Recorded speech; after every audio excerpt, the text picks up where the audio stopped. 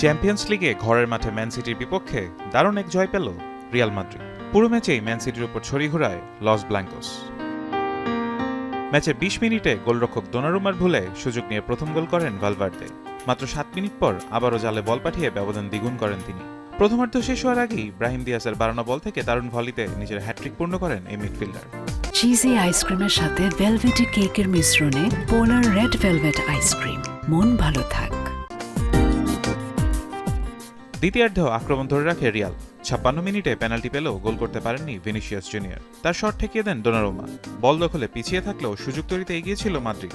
অন্যদিকে হল্যান্ড সিলভারা তেমন কোনো প্রভাব ফেলতে পারেননি। ৩-০ গোলের বড় জয় নিয়ে এগিয়ে থাকলেও দুই লেগের এই লড়াই এখনো শেষ হয়নি। আগামী মঙ্গলবার ম্যানচেস্টারে ফিরতি লেগে ঘুরে দাঁড়ানোর সুযোগ থাকবে ম্যান সিটির সামনে। উয়েফা চ্যাম্পিয়ন্স লিগে শেষ হলোর প্রথম লেগে গোল উৎসবের ম্যাচে বড় জয় পেয়েছে পিএসজি। ম্যাচের ১০ মিনিটে ব্র্যাডলি বারকোলার গোলে এগিয়ে যায় তারা, তবে ২৮ মিনিটে মালো গুস্তোর গোলে সমতায় ফেরে চেলসি। প্রথমার্ধের শেষ দিকে উসমান দেম্বেলের দারুণ গোলে আবারও এগিয়ে যায় স্বাগতিকরা। দ্বিতীয়ার্ধে এনসো ফার্নান্দেজ গোল করে আবারও ম্যাচে সমতা আনেন, তবে এরপর ম্যাচের নিয়ন্ত্রণ পুরোপুরি নিয়ে নেয় পিএসজি। ভিতিনিয়ার গোলে তৃতীয়বার এগিয়ে যায় তারা।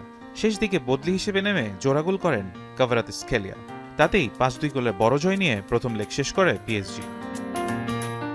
অন্য ম্যাচে চমক দেখিয়েছে নরওয়ের ক্লাব বোদো ক্লিমট। ঘরের মাঠে স্পোর্টিং সিপিকে ৩-০ গোলে হারিয়ে স্বপ্নযাত্রা অব্যাহত রেখেছে দলটি। ফারহান ইহসান এখন।